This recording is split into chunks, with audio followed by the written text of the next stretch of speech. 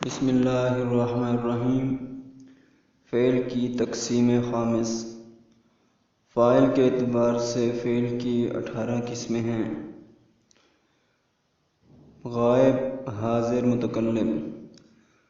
غائب کی پھر 2 قسمیں ہیں، غائب مذکر، غائب مؤنث۔ اور اسی طرح حاضر کی بھی 2 قسمیں ہیں، مذکر مؤنث۔ متکلم کی بھی 2 قسمیں ہیں، مذکر مؤنث۔ غائب مذکر کی پھر آگے 3 صورتیں پڑتی ہیں، غائب واحد مذکر غائب، تثنیہ مذکر غائب، جمع مذکر غائب۔ اسی طرح واحد مؤنث غائب، تثنیہ مؤنث غائب، جمع مؤنث غائب۔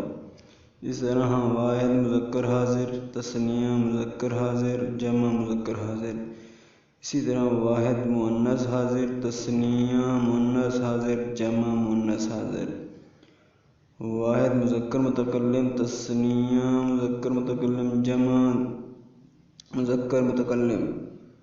واحد مؤنث متکلم، تثنیہ مؤنث متکلم، جمع مؤنث متکلم۔ فعل کبھی غائب، کبھی حاضر اور کبھی متکلم کہلاتا ہے۔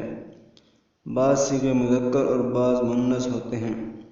اسی طرح بعض صیغے واحد، بعض تثنیہ اور بعض جمع ہوتے ہیں، لیکن حقیقت میں فعل غائب، حاضر، متکلم، مذکر و مؤنث اور تثنیہ و جمع نہیں ہوتا، کیونکہ تثنیہ و جمع ہونا تو اسم کا خاصہ ہے۔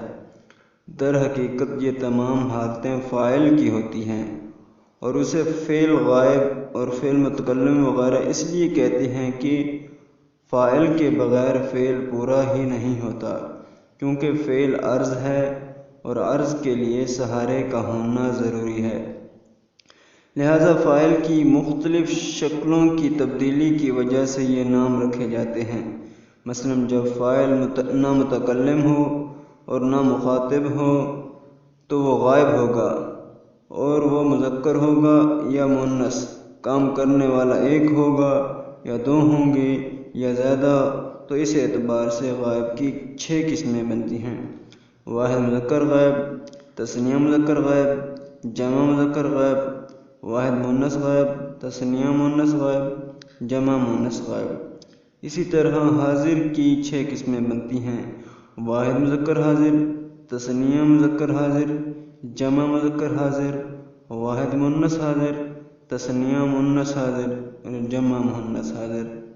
اسی طرح متکلم کی بھی 6 قسمیں بنتی ہیں، واحد مذکر متکلم، تثنیہ مذکر متکلم، جمع مذکر متکلم، واحد مؤنث متکلم، تثنیہ مؤنث متکلم، جمع مؤنث متکلم۔ یوں یہ کل 18 قسمیں بنتی ہیں، جنہیں 18 صیغے کہتے ہیں۔ لیکن عربوں کے استعمال میں متکلم واحد مذکر مؤنث کے لیے ایک ہی صیغہ اور تثنیہ و جمع مذکر مؤنث کے لیے بھی ایک ہی صیغہ استعمال ہوتا ہے۔ اس لیے متکلم میں بجائے 6 صیغوں کا صرف 2 سے کام لیا جاتا ہے۔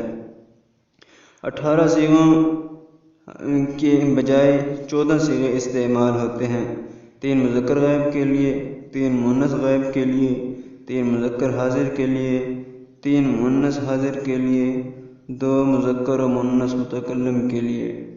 یہ ہے فعل کے صیغوں کی صیغوں کی وضاحت۔ اس طرح اگلا سبق ہمارا حرف کے بارے میں ہوگا۔ السلام علیکم۔